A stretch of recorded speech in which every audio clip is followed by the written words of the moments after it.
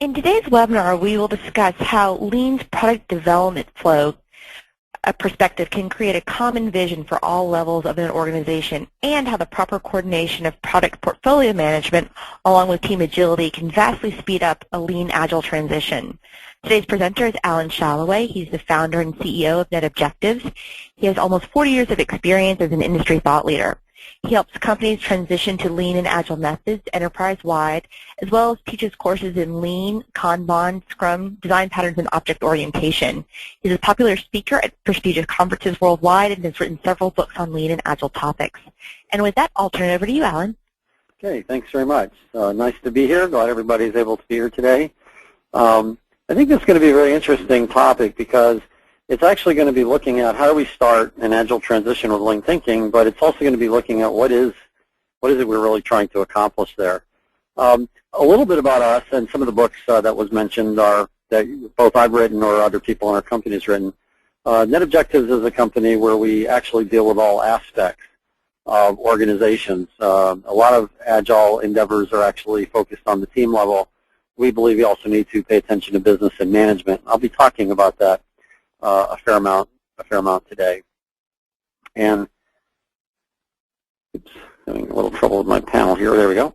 Okay, that's me, and that's also both my Twitter tag and how to get a hold of me if you'd like to ask me questions after the conference. These are some books I've written, and I'm also going to be at the SQE conference next week. If anybody's there, please come and look me up.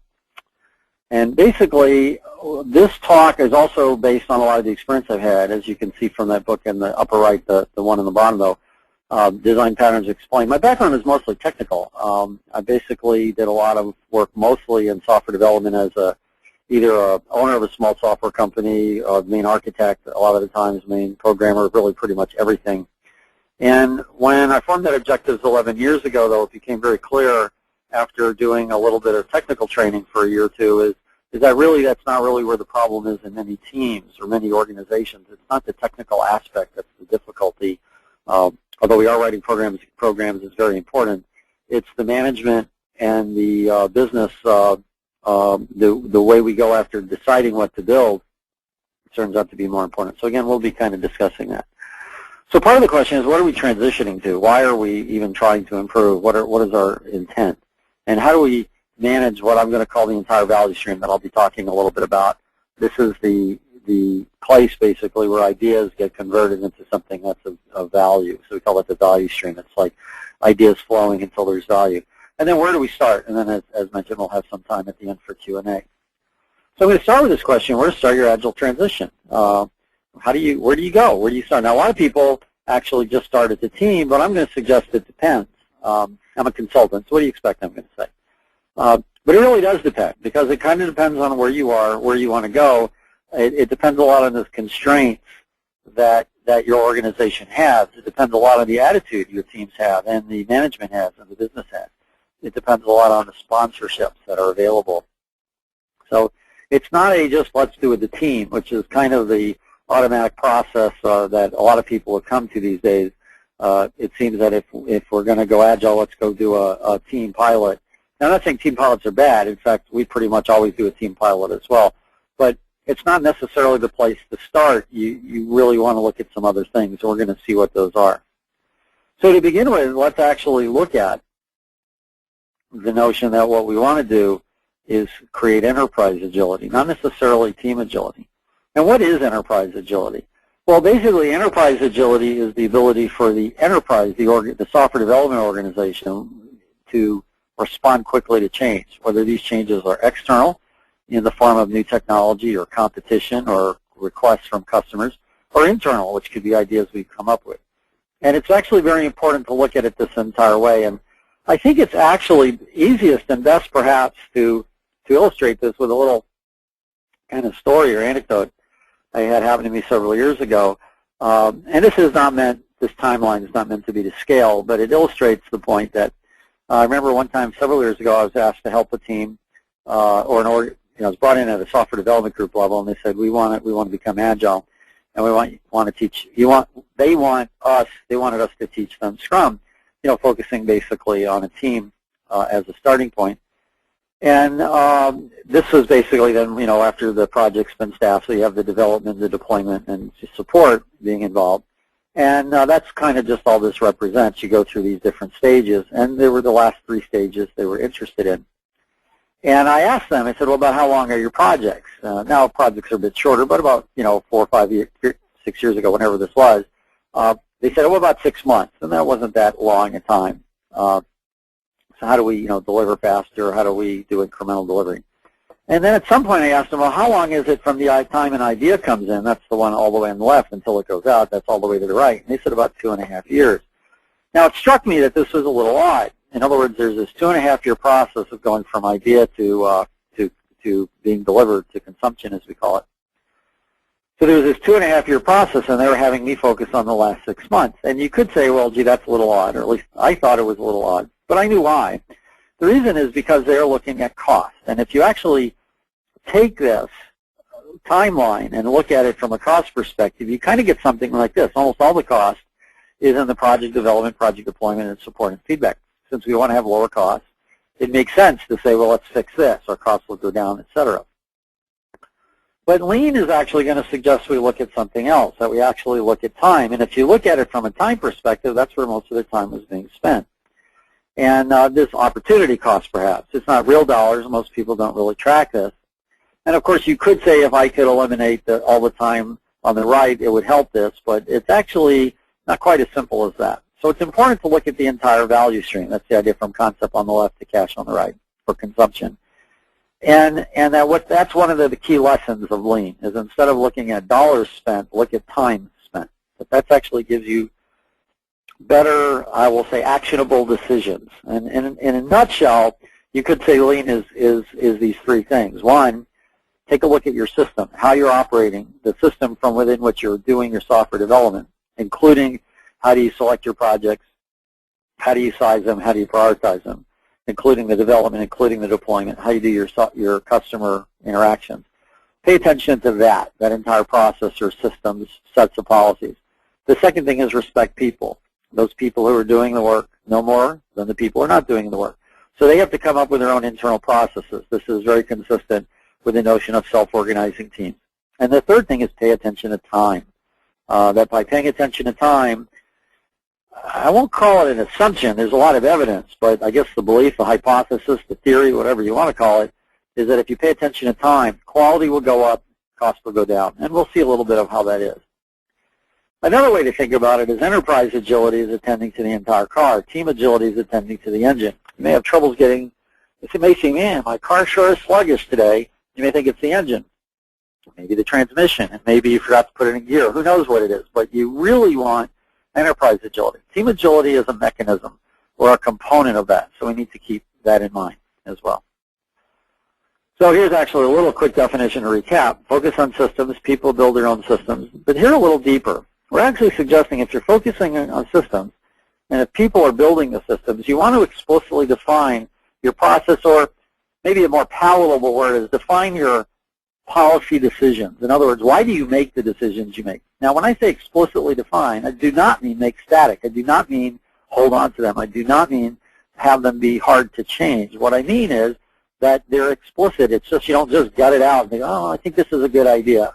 But you say why it's a good idea. Now, the truth is you may not really know. This is not necessarily easy. However, by doing this, by having a team where people have to explicitly say why they're doing what they're doing, our experience has been you learn faster, the team learns faster.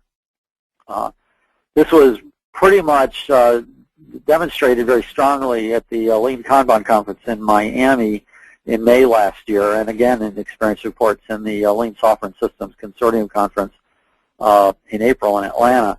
There's something about when teams work together with explicitly defined policy decisions, the interactions that causes. And sometimes actually having policy decisions are wrong because you thought it was this and it really was something else. By explicitly defining it, you get to analyze it. You get to see that. It just works better. And that's a central theme of Lean, that you actually can see what you're doing. And it's called a visual control when you map it out. Attend to time. That's just in time. So you hear that phrase a lot. Create visibility both into the process and into the results. Scrum for example, gives great visibility into the results. You see what's going into the team. You see what comes out of the team. You don't see what's going on within the team. This is really much, Scrum is very often a black box process to management. It's one of the reasons why when they kind of want to get something extra, it's hard to talk them out of it at times because they don't know why you're working the way you are. So these all work together, if you notice. The explicitly defined process is part of creating visibility. And you want to manage the amount of work in progress you have. In other words, if you work on too many things, you're going to slow down. So when you'll hear us say minimize WIP, which is not exactly right, WIP being work in progress. What we really mean is keep work in progress to within the capacity of the team. Otherwise, what happens is you get these big backlogs. You start working on lots of things at once. And in the process of working on lots of things at once, what tends to happen is people kind of wait for things, and we've seen this happen. If you're if you're a business analyst and you start helping the team and then they go off and they don't need you, so you go start doing something else, and then they do need you, then they have to wait. So everybody's really busy, but you end up having extra work done because of all this busyness. We think that as long as people are working on something, then they're being productive, but this isn't necessarily the case. And what happens is we tend to overload our teams, especially if you're in an organization that's got kind of a matrix resourcing method, where you have people just kind of assigned to any number of projects. You really don't have, it's very difficult to form cross-functional teams in that situation. And it's very difficult to start then. And in fact, I guess if you're following the Scrum framework, you could say, well, that's one of the impediments you're trying to fix by creating well-formed teams or cross-functional teams. But it's very often difficult to solve the biggest problem an organization has right at the start when nobody has any demonstrable proof it works. So there may be another way to do things. What we really want to do, though, is make sure we're not overloading teams. We want to look at why or how they're getting their workload. We can't just look at the team. We need to look at the entire process. We really want to make everybody working together create a certain level of responsiveness. And how do we do this? So the key to this is actually, again, looking at speed of delivery. Now, speed is actually kind of a bad word because we don't really mean just go fast for speed's sake. That can be very dangerous. If like I'm in Seattle right now, or actually Bellevue, to be technical, the east side of Seattle, and if I wanted to say get to Portland as fast as possible, I could go get in my car and drive 120 miles an hour, assuming it'll go that fast. I think it will. But that may not get me there fastest because I could very likely get pulled over. I could get into an accident and all sorts of things. But what I would like to do is make sure I don't have any delays between me getting here to Portland. I remember a few months ago, maybe a year or so ago, one of the bridges was out in the roads. We had some flooding, and from here to Portland going on I-5 wasn't the best way to go. So learning how to get there with the smallest amount of delay will get me there fastest. So I do want to get there fastest, but I do it by eliminating delay. And this is the thing we really want to focus on. We sometimes hear lean is about eliminating waste, which it is.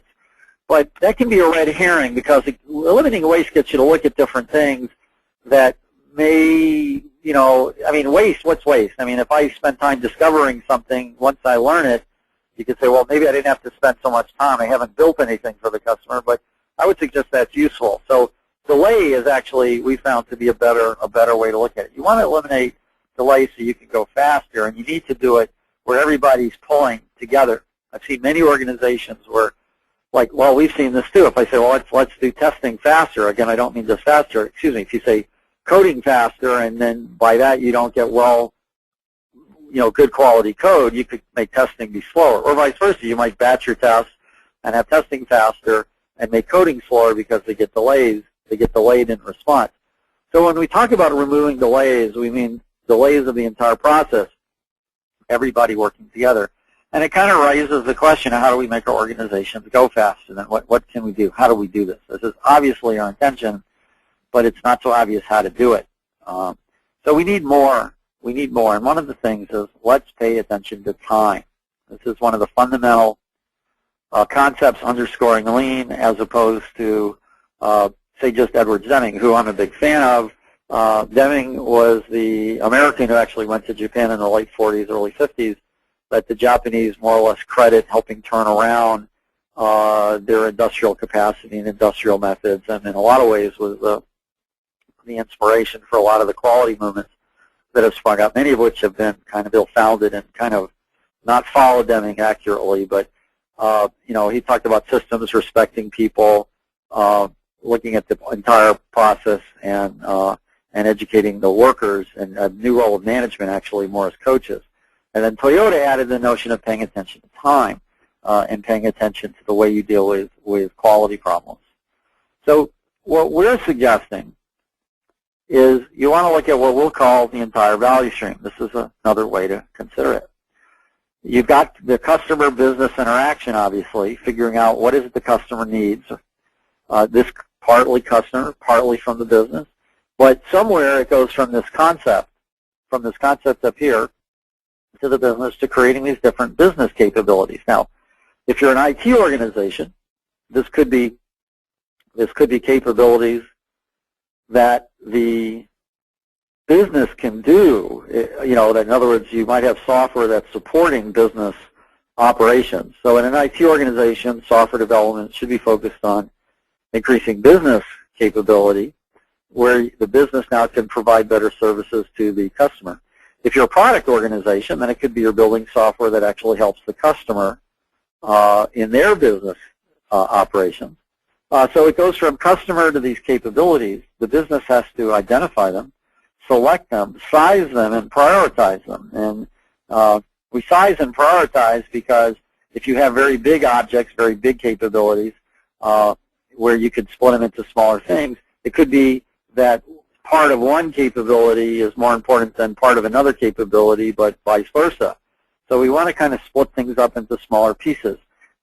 These, by the way, are called minimum marketable features. It's the minimum piece that can be marketed that's actually viable. Some people call them minimum viable product, minimum viable features. The idea is you don't want these huge capabilities going through the loop. You want a small piece and then another small piece and another small piece, enable deliver quickly, so you can get the best stuff coming out on a regular basis. So we have the customer, the business, and the development, and these three are pretty well known in the Agile community. Customer, business, selecting the capabilities, identifying, selecting, sizing, prioritizing, so the development team works on them.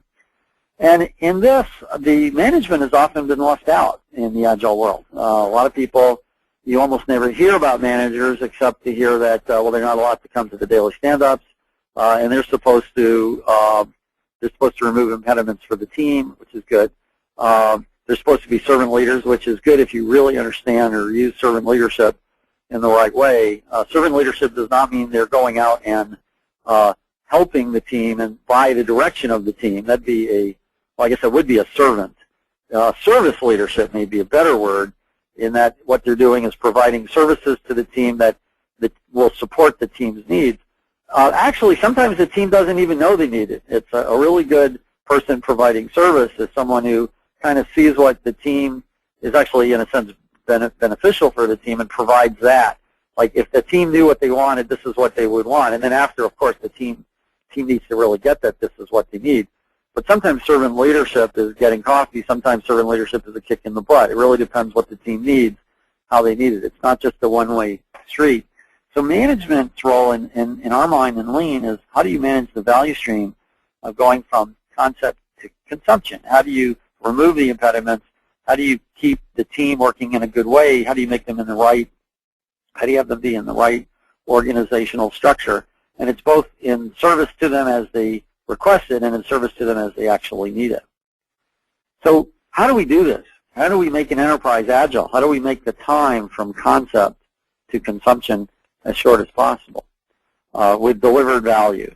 And in working with personally dozens, scores, I guess, of teams and seeing literally hundreds through Net Objectives over the last 11 years, we break things down into this business management and teams, and actually technical. We talk about business management, technical agility, and team agility. And we've seen a variety of what we'll call agile enterprise anti-patterns, things that we see over and over again. Business tends to not prioritize well, or they have too many projects being hit to teams. Things are too big. Management isn't really helping the teams. They're kind of directing them and telling them how to do it. They're not being leaders or coaches. Teams are often poorly formed. By that I mean you go into an organization and you ask, how many of you are working on more than 4 or more projects at a time? And everybody raises their hand. Well, you don't really have a team then. You just have a lot of people working with a lot of other people. If they don't know Agile, they don't really know the best way to do things like breaking stories down if they need to. They don't know how to manage their work in progress. There could be ineffective release process. It's very difficult to do quick releases because of the cost associated with it. There can be a lot of technical debt, so changes are difficult. Quality is low, causing interruptions. See a lot of teams who are doing support being interrupted all the time. So how do we deal with these? These are different issues. These require different solutions. So the first thing to realize is that there are different responsibilities throughout the organization. And I mentioned that you want to look at the business, management, and team, well, to create the lean enterprise. At the business end, it's prioritization. Business iterations mean, how can I have releases at a regular level or where I've planned ahead that these are the values that are coming out? How do I do my release planning? Now, in some organizations, this isn't actually that important. In some organizations, you want to work totally on the responsiveness. Ideas come in, they go out very quickly. If you're a web-based company, this is sometimes possible. If you're not, if you have products that involve hardware, products that involve support and sales in your organization, or if you have products that customers are demanding to know when certain things are coming out, then release planning is very important. This is done by business. It's why we call our approach at NetObjectives business-driven software development. We're driving from the business. You can think of, to use the car analogy, you can think of the business as the driver of the car. This is where we're headed. Now, the team is where you actually build the stuff. The technical thing there is not saying the team is only technical. There's team agility and technical agility, as we call it.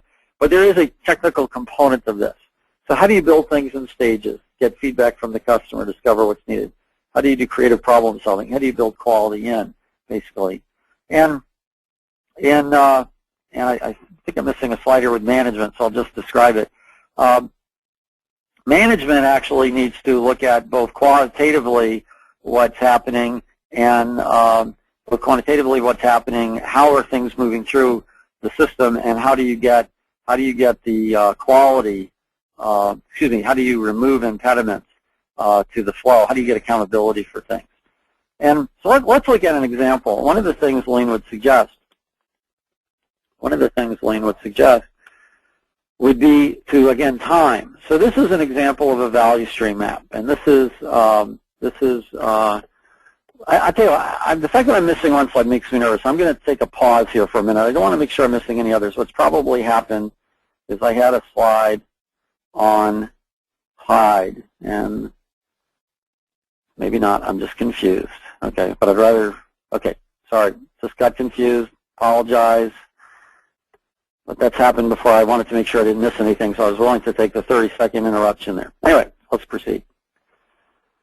So Lean says, look at time, not effort. So this is an example of a value stream map, going from request to deployment.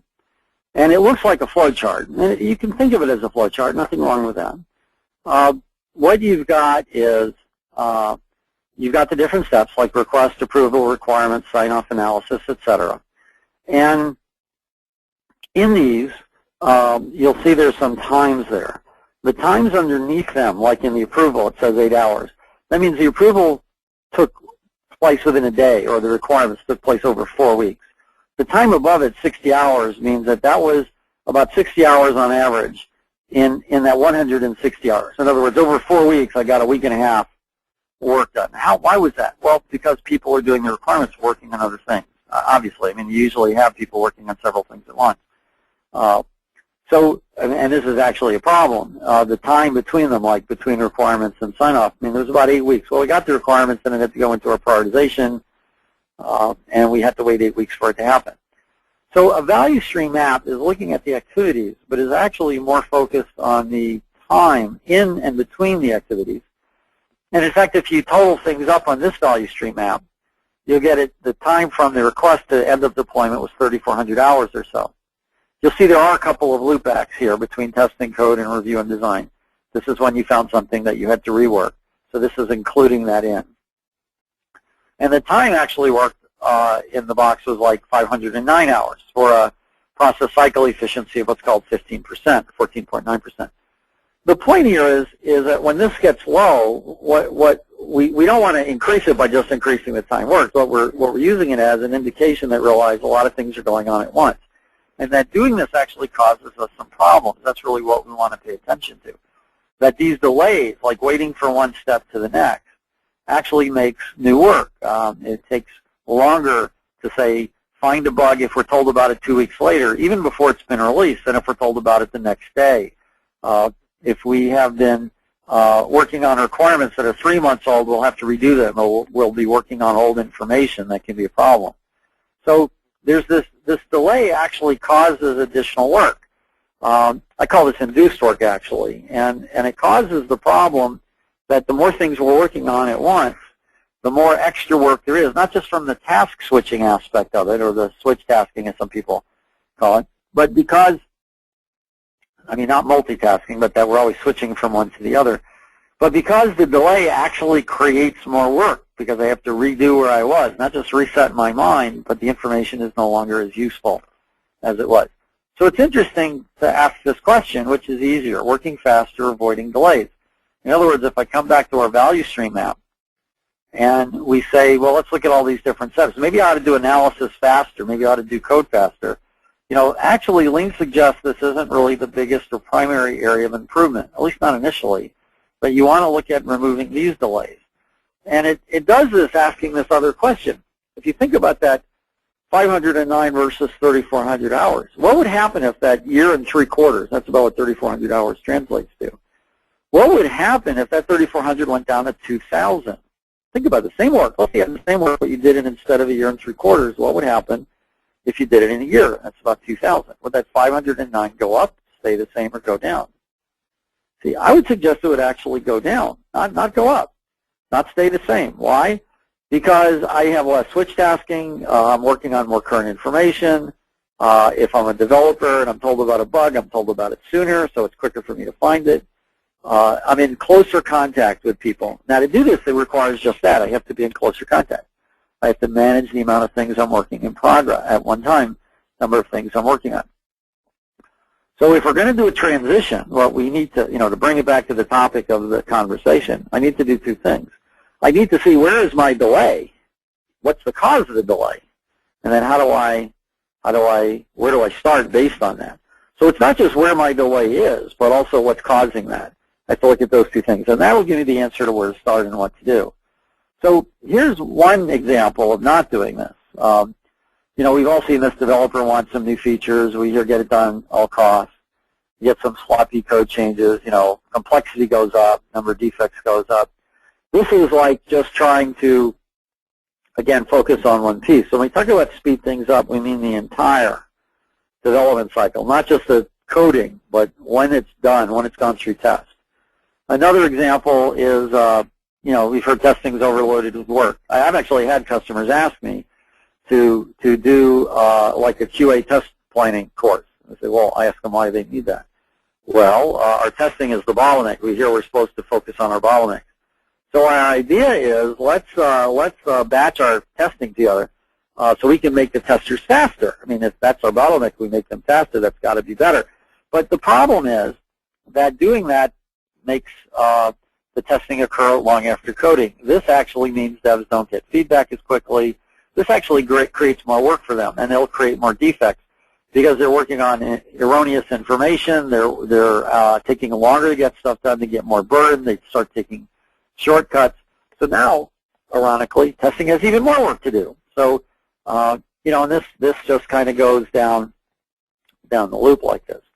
So, although it's important to work on the constraining aspect of your value stream, if you do it just by doing a local optimization, it actually can slow things down.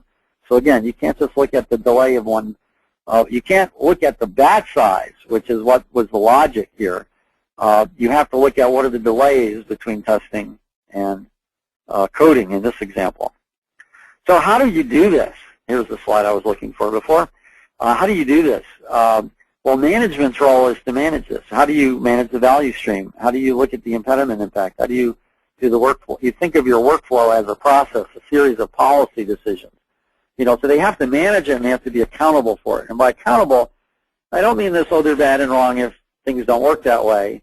I mean that they have to actually set up the process or assist teams in setting up the process. I mean, obviously teams are responsible for their own process, so I want to be careful about that. But they want to help the teams make it so we can limit the queues. We don't want to overload the teams. If their teams are being overloaded, we want to tell the business that. We want to help this flow across teams, across the organization. This is a very important management responsibility. Let me give an example of this, of using a value stream, and how sometimes what appears to be your problem is actually not your problem, but it's somewhere else. And this comes out of a lean course I did actually 5 years ago. I think it was the very first lean course I taught, Beginner's Luck, I suppose, because it's such a great example, and it was really neat to see this. This was a company, it was a public course, so I had 2 people come to the class who were from the organization, and this was an organization that built websites for their clients, sophisticated ones. And they knew they had a development problem, and they knew this because basically what happened was identified in the value stream, and there basically was they had a sales cycle, and then it went into the development team. As you can see, the top row is kind of sales, then it goes into development, and then they deployed it. And the reason development and deployment are in blue is it was the developers were basically doing both of those. And then sometimes, I don't remember exactly, but about 20%, something would go wrong at the customer site, and although the development team by this time was working on the next project, they had to go out, stop what they were doing, the 2 or 3 key people on the project that had just been completed and that was now having problems, would go out to the customer site and fix it. Now you can imagine the havoc this caused. The development team on the next project, they now lost their leaders, you might say, or some of their best technical people, but of course they would keep working and, had to be productive. So there was a lot of turmoil with this.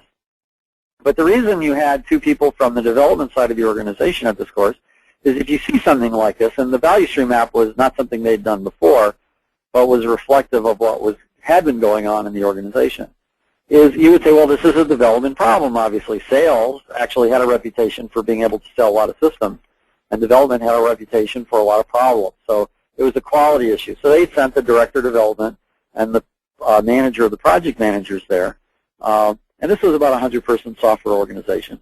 And they had actually sent people to this class because prior to this they were just growing, and they could handle that.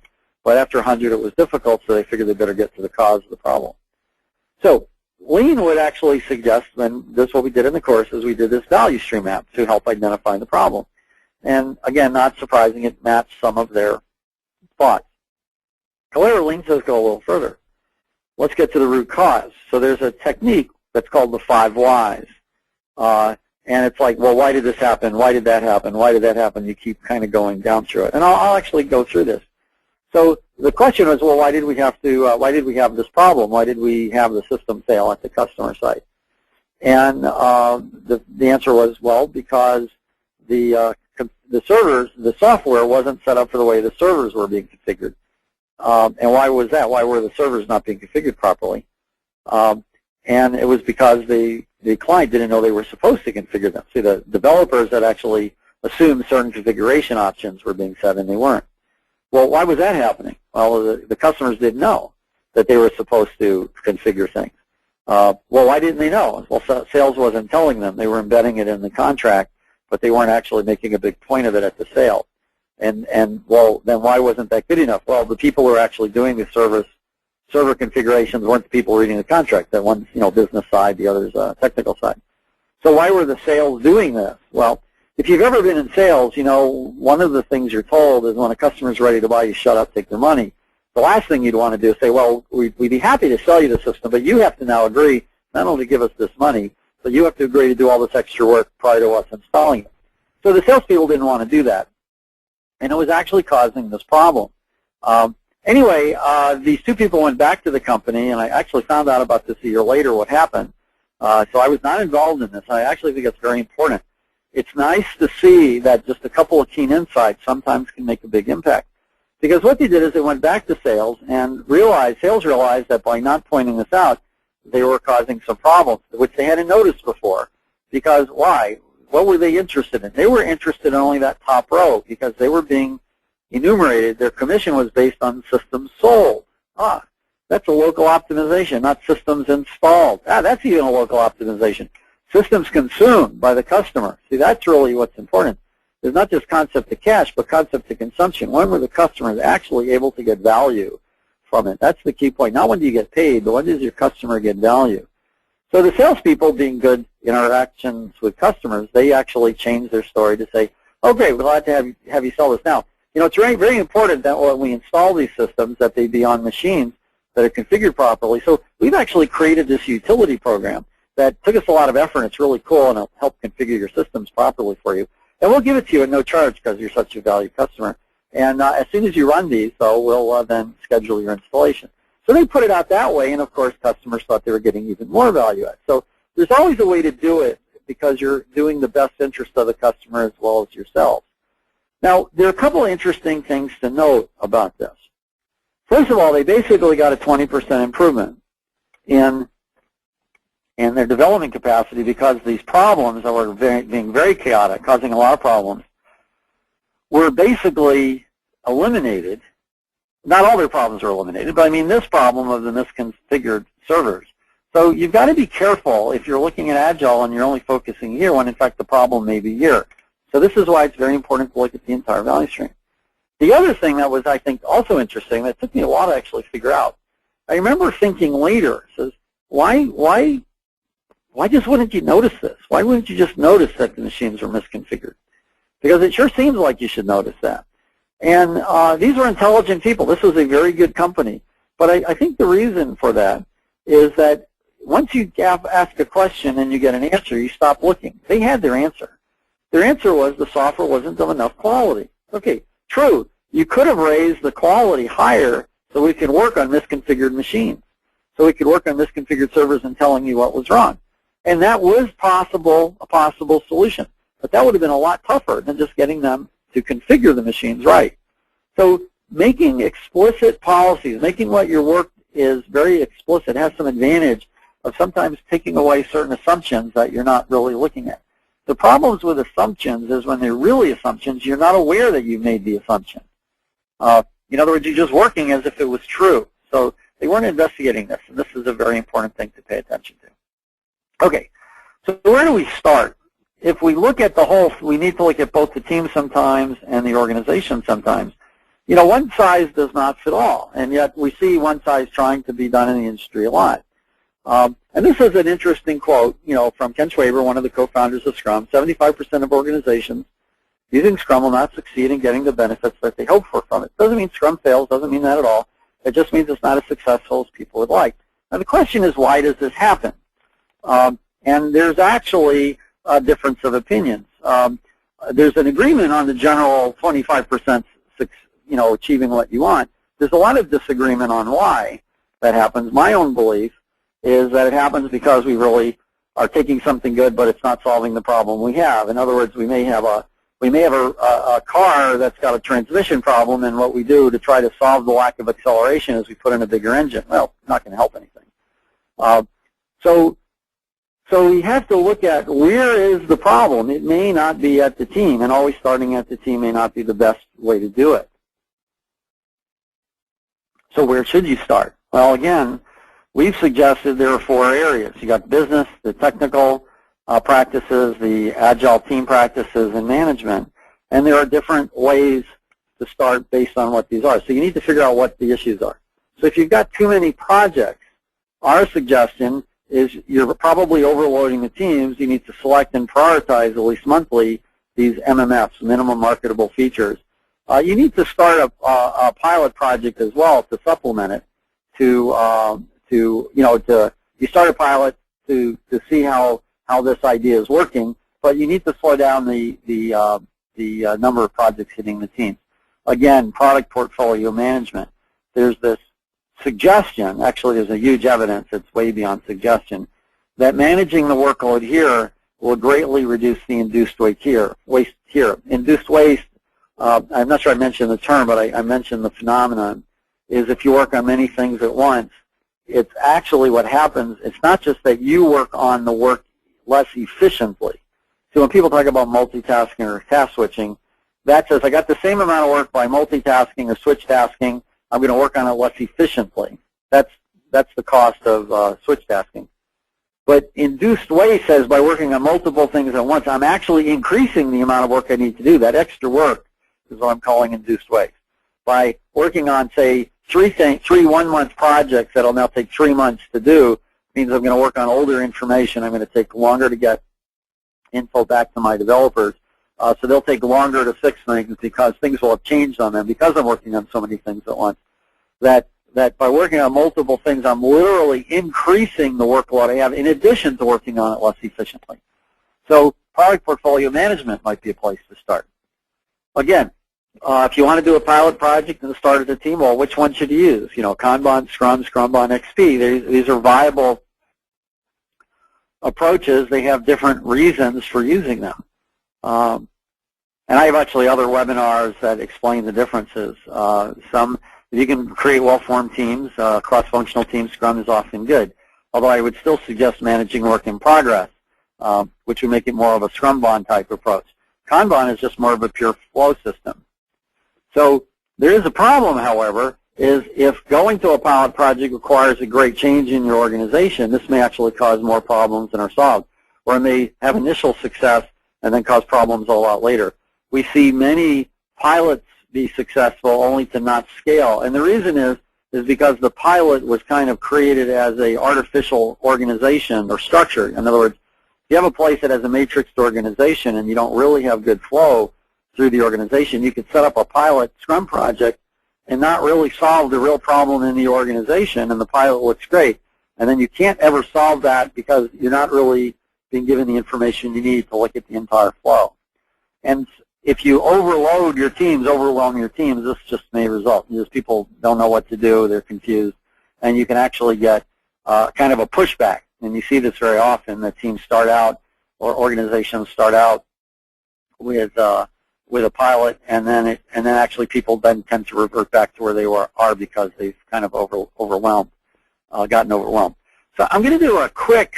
I'm not saying Kanban is always the place to start, but people in the community are pretty familiar with the way to start a pilot in Scrum. So I want to show a way of doing, the way you could start in Kanban. Just a quick overview. This is not going to really tell you how to do Kanban, but it'll give you an idea of some of the difference. So let's say one of the things about Kanban is that there's actually, you don't have iterations. You just put things in the queue. You break them down to work on small things, but you take the systemic view. You have explicit policy decisions.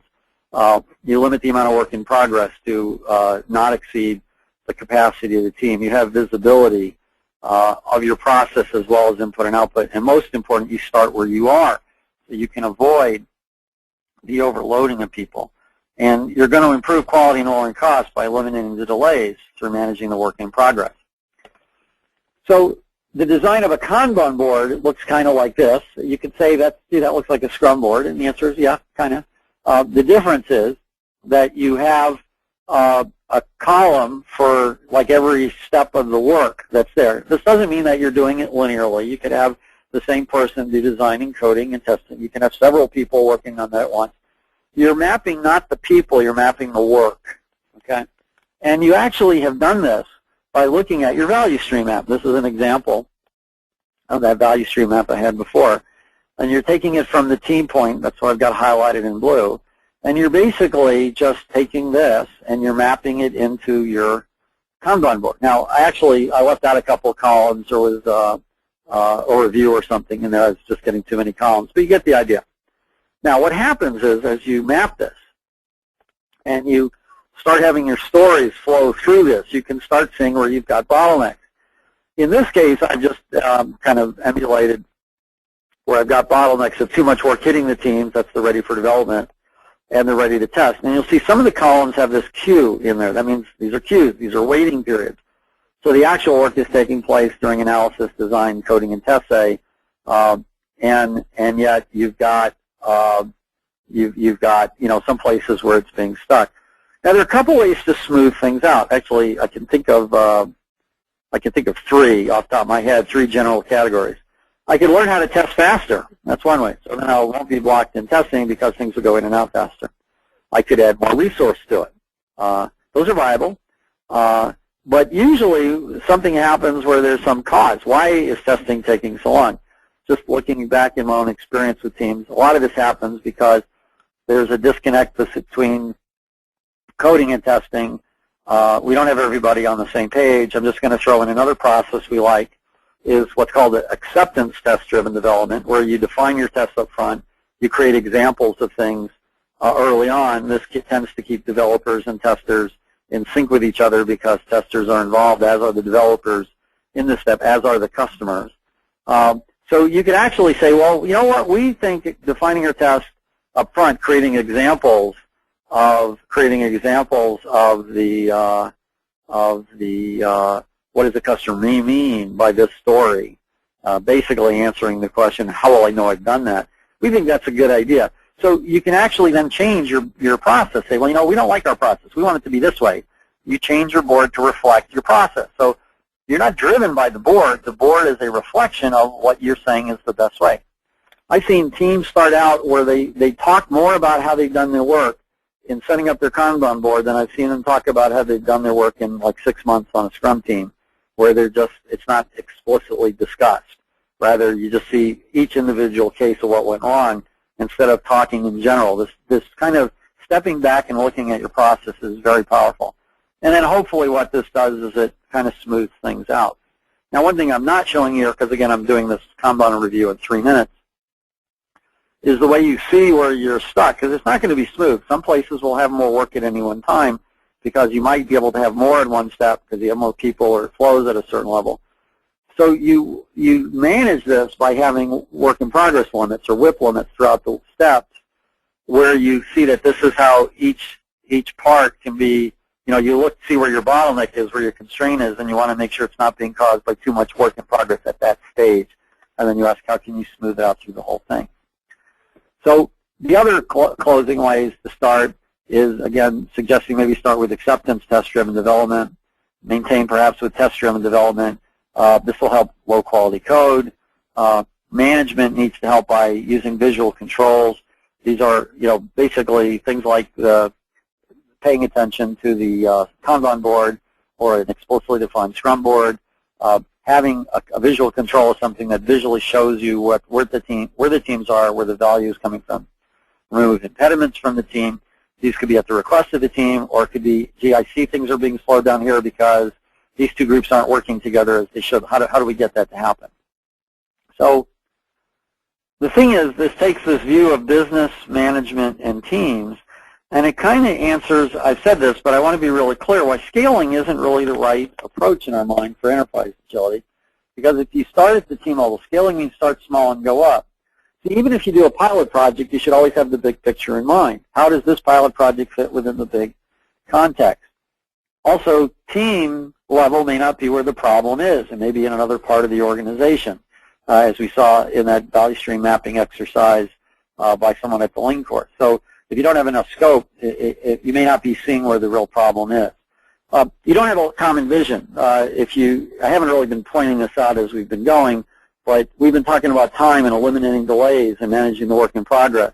This can be accomplished at all 3 levels: business by the number of things given the teams by managing the work in progress within, if they're doing Scrum, within their sprints, or otherwise by how many things you're taking on at each step of the game, step of the work, or management by making sure there aren't delays or impediments between the teams. Okay. So that was a mouthful, or several mouthfuls. So I've got some time. I've tried to keep this a little bit, about 10 minutes to have questions, because I'm through this. Now, while we're doing this, I am going to, so please be asking questions, and they'll be handed over to me. The other thing, I'm just going to put this up in case you're interested in learning more. These are some courses will be coming up that are, we call the ones that's perhaps most interesting are either the Kanban for Lean Agile teams, if you're interested, or what we call Lean Agile Project Management Certification, where we teach both Scrum and Kanban in a 3-day course from a project management perspective. Okay, so here's the first question. How do you reduce delays on defect feedback in an organization where multiple apps with different release schedules interface with middleware that release on a separate schedule? Okay. So you've actually got 2 or 3 issues here. It's a fabulous question.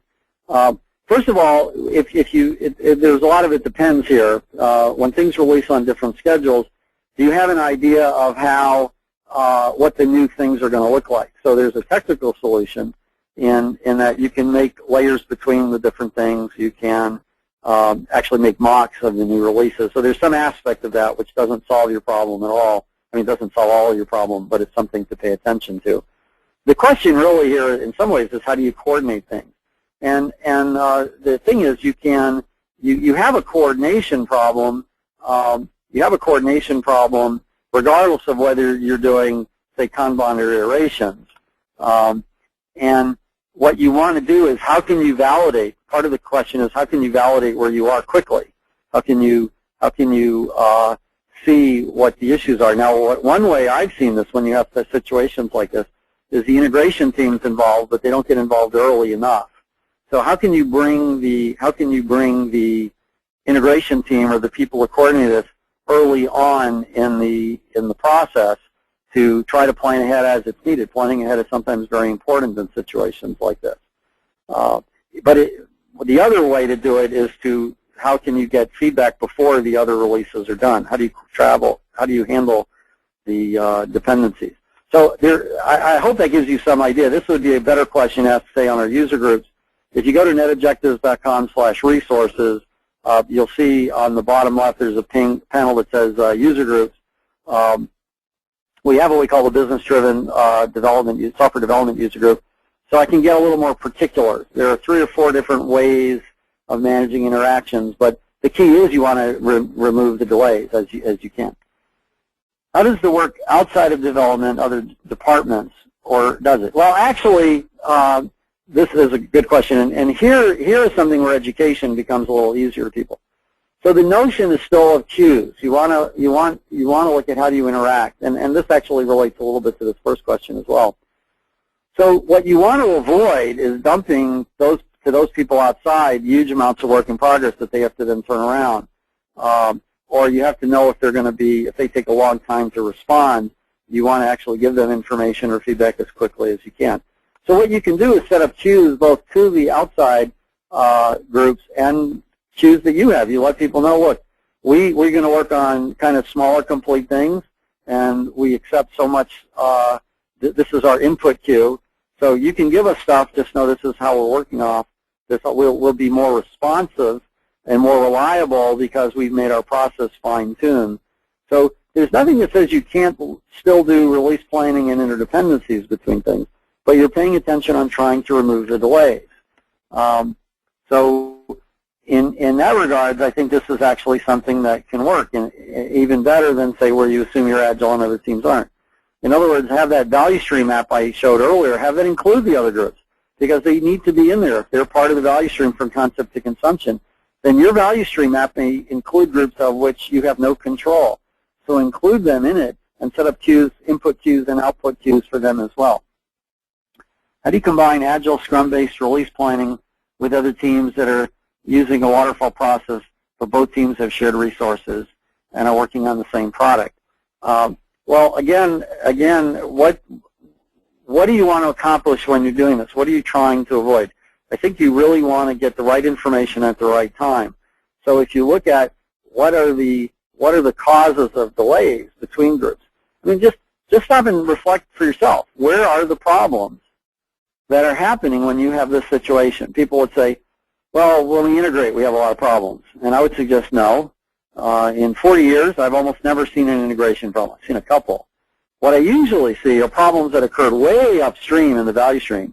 Like in our case, an Agile team decided to do something, and I have a non-Agile team, and we kind of got out of sync. That was the error early, and later we ran into an integration, well, not an integration problem, but later we discovered a problem that occurred way early during integration. So those are 2 different things. An integration error is when you integrate improperly, make an error in integration, or you detect an early error in integration, which happens a lot more frequently. So the question then would be, how do you detect those errors earlier? Because the delay in this case is from when you made the error until you detected it, which causes a lot of issues. So some development work some development work may not be feasible, beneficial to do it in an Agile way. For example, setting up sign-on authentication. How can Lean help in scaling with Agile? Well, again, it depends what you mean by Agile. The word Agile actually has so many meanings now, it doesn't really mean anything. You have some people in the Agile camp that believe actually teams rule, chaos is good, teams will figure it out, keep management away. You have other people, I guess on my side, which believe management, you need to include management. There is a science under all this. You need to help try to figure out what it is. You do that by making things explicit. And you have people in the middle of the road, who believe you should have a minimalistic framework, but yeah, you can figure things out. So what you have to first of all look at is, what do you mean by agility? And I'm going to suggest enterprise agility is the best end result you want. Because if a team is very efficient but working on things of not the best value to the customer, it really doesn't matter as much. So in that regards, the way Lean helps is it helps you focus on the fact that you're looking at the time of delivery, that you're looking at how do I improve my process instead of how do I just have and count on. I mean, you need great people, there's no question. But if you're counting on great people to save the day and you're not having them look at what is the system within which they're working on, then you're always going to need great people. You're actually saying I need heroes to figure out how to solve things. Really good people with a really good process will consistently produce really good results. Really great people without a process, well, you get heroics. Yes, you can get that. But that won't scale either. You won't have that many of them. So in really great process without good people, well, you're not going to get a really great process without good people. So it's not one over the other. It's the two together. That's important. By the way, I hope I'm answering your questions. If I'm not, again, just talk to me on the BDSD group. If you send me an email with a question, I'm probably just going to suggest you put it up on the business-driven software development group. Okay, so this is my last question. What's the best approach to introduce a lean thinking to business? Think more in time than in dollars. Well, you got to remember, what does businessmen want? They want to improve their bottom line.